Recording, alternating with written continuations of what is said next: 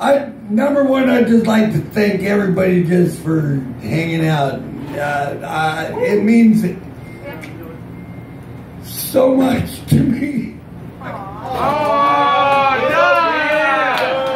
Hey, I'm a bit of a crybaby, but fuck you. Ask me if I can give you $20 and I'll pull out my fucking wallet. So move the hell along.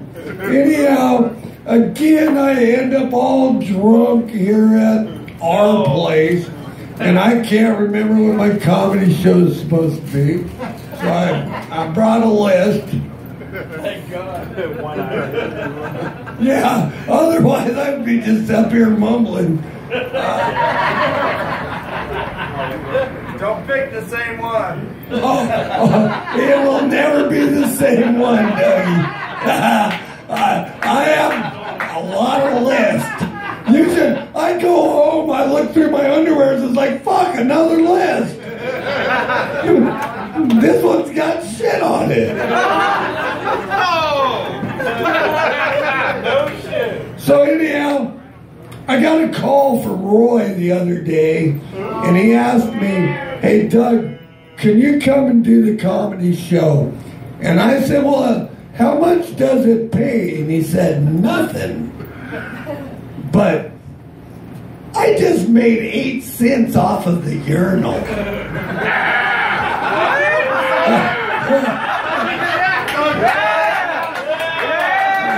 Yeah, so I'm calling it win-win. And I just gave Danny an 8-cent tip.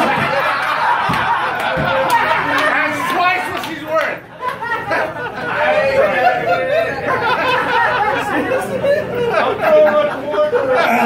For you ladies, there's 8 cents laying in the urinal pad that's been pissed on for Jesus Christ like months. So it's really funny for you ladies. You know. Alright. That's the first step. I'm looking over the list. Because I don't want to get into my Christmas stories yet and accidentally cry again. Shoot your eye out. Alright. Nothing wrong with crying. Alright. Hey, I was having a conversation. This gentleman right here, his name's Grant. He works with me every day. He's only known me as an asshole because I just yell at him and he never smiles at me. He always walks like 3 feet behind me, and he's a huge son of a bitch. I know he could kill me. But we were talking out here and we started talking about football, you know, and I can't even remember what fucking team he roots for, but I started telling him I root for the Buccaneers. And I said, yeah, I know, yeah. But then I started telling him that the lady that I'm dating now, she roots for the fucking Browns, you know? So when I first met her, she used to wear the Brown jersey every weekend when the games were on. She'd be wearing her jersey and shit. And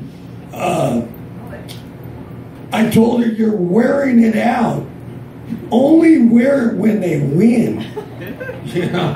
So, I mean, and then, because I'm a Buccaneer fan, I only get to wear it like twice a year. And when I pull it off the rack, it's like brand new. And I've had this son of a bitch for like 10 years. So that's my theory on rooting for fucked up teams, you know? So, I mean, if you're a New England fan, fucking things like all raggedy and fucking, man, fuck you. I know, I'm with you. I'm on your team. All of a sudden, I think I lost my list.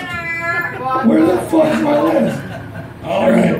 Thank you, alcoholism. All right. We're going to the next item on the list. Item number 4. Oh, wait a minute. All of a sudden, I remembered I wrote one on the back. Okay. This is, I hope. Okay. I do construction for a living. I mean, I know you guys think that I live in a fucking mansion and shit. I mean, look at the new boots, though. Yeah. That was my Christmas gift to myself. Looking hot.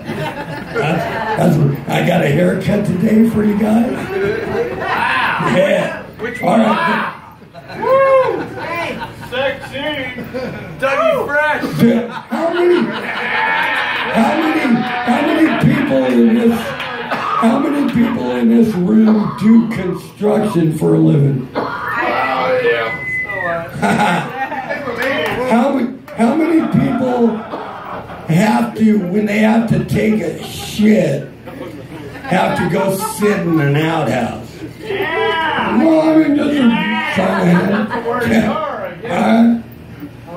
well, so far, one hand. Okay.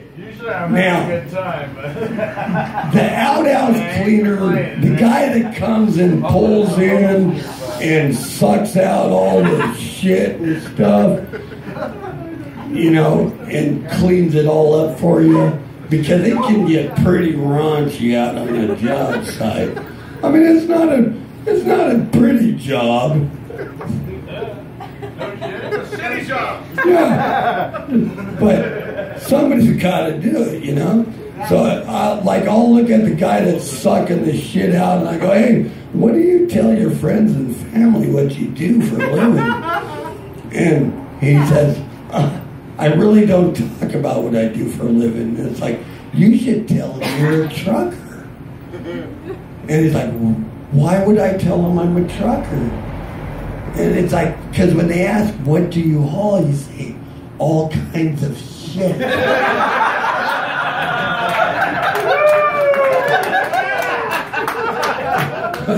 You know, you look like a hero, and you haven't lied to anybody. You haven't been anybody's friend. No, you're a winner.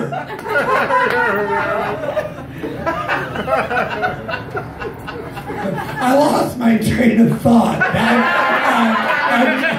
I got to go back to the list. What joke was that? Anybody remember? You're getting older. That's why I carry the list. Wait, I'm like, oh, okay. No, it's the one on the back. I remember.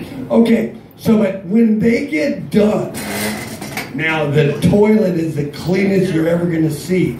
But they always do a half-assed job. The toilet seat is wet. It's all steamy and shit in there. But, I mean, it's clean as day, you know. I mean, it's really a magical place to be, you know. But I swear to God, when they're sucking that shit out, it is the worst smell that God has ever... But... for some reason, it makes you have to take a shit. You know? So now, you're going into clear spaces. So now, there's like 5 gallons of like this blue chemical that I mean, nobody knows what this blue shit is. I mean, they should have like testing on this shit, okay? But it's as bright dark blue as you can possibly get, okay? So as soon as they leave, it's like, oh fuck, I gotta take a shit. And you sit down on there, and that first turd falls in there, and I swear to God, now I don't know if you guys ever seen like a National Geographic movie of like butterfly wings moving and shit, or that little splash, and it's like so ultimately slow, and it's like, wow, I never knew any of this shit, you know? When that turd hits, it splashes, and I swear to God to you, before your asshole can close, that drop goes inside your butthole. No, but you still have like 3 turns to go. I mean, nobody finishes with 1 turn. I mean, cute, maybe. So, you're not really true to yourself, but you finish up and you're not really happy about that little blue dot that may be lingering. I mean, you're hoping it hit, but it's still kind of clean. So you think maybe the last one, and then you go to wipe your ass. No, and this just happened to me this week. So I'm telling you from the gods, the Christmas season, I went to wipe my ass, and I looked to see if I had any excess shit, and you know what I see? Blue. So my theory still holds true. Don't do construction, man. All right.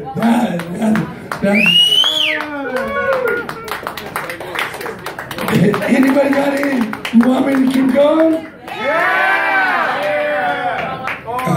What? Check the backside. No, I used nothing. No, I got nothing left.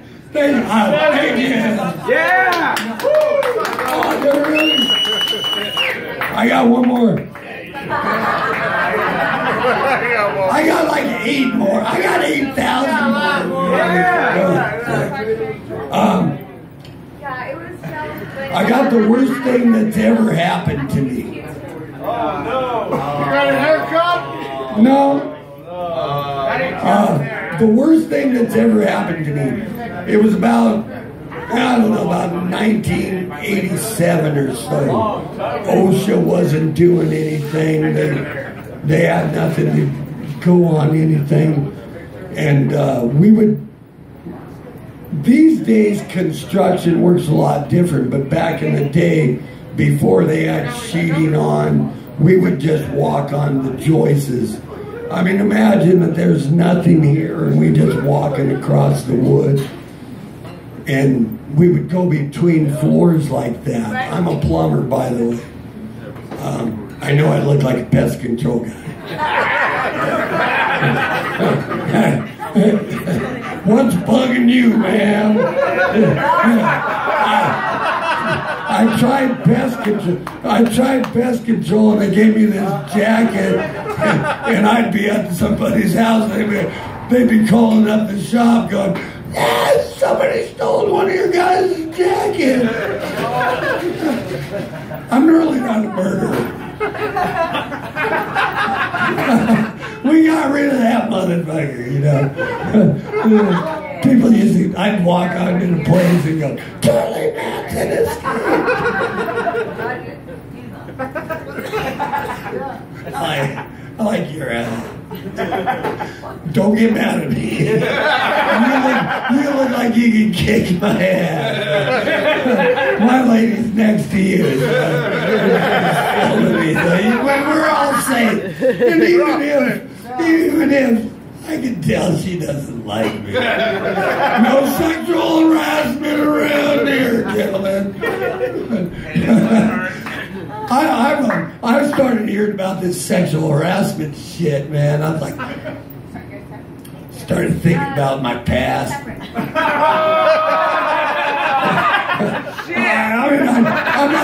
I'm like 55 years old, so I'm like 50. I'm thinking about 54, 53, 52. Starting to get back to like 17, get to like 16. I got to like 14 and it's like, holy shit. I sexually harassed myself my whole life.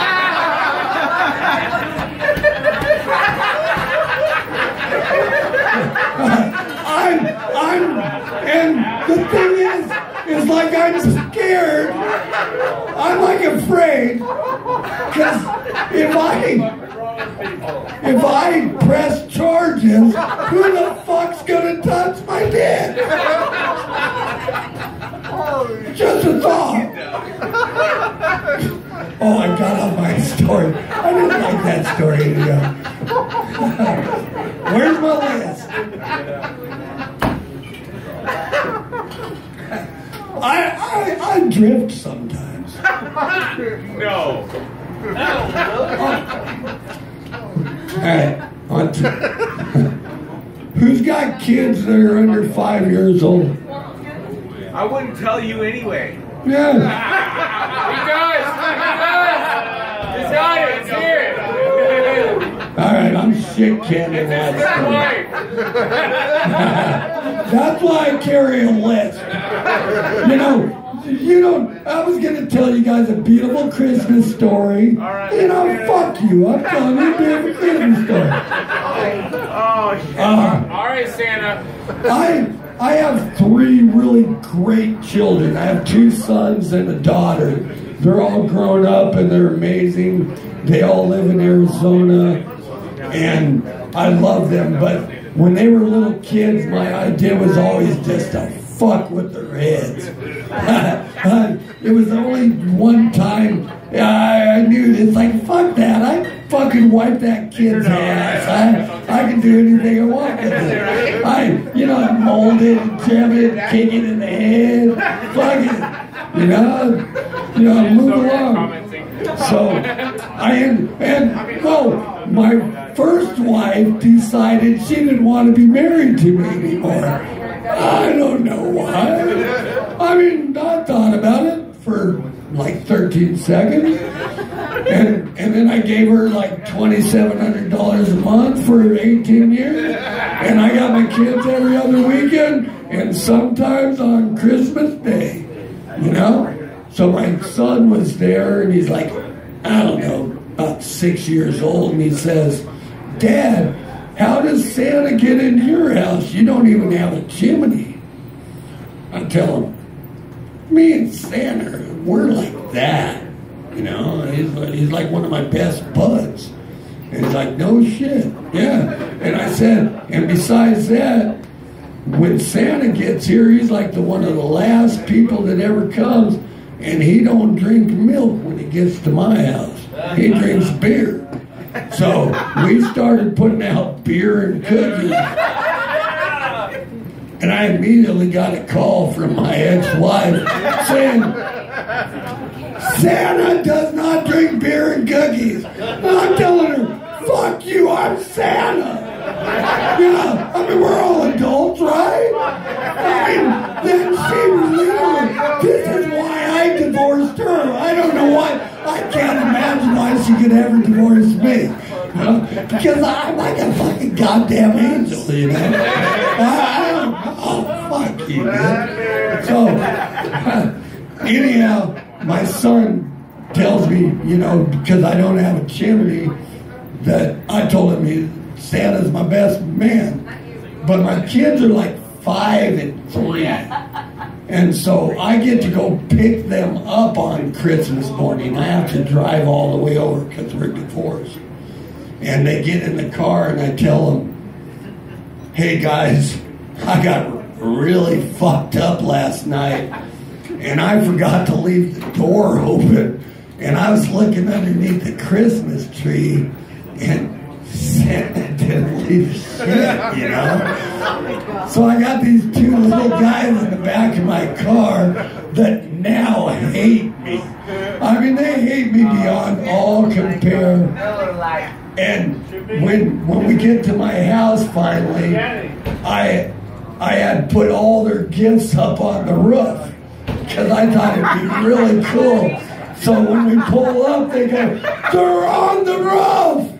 And they're on the roof! And I conveniently had a ladder that would get me up onto the roof and all that shit. But the thing I didn't count on is the whole time they looked at me like, dick. Merry Christmas, everybody. I love you all.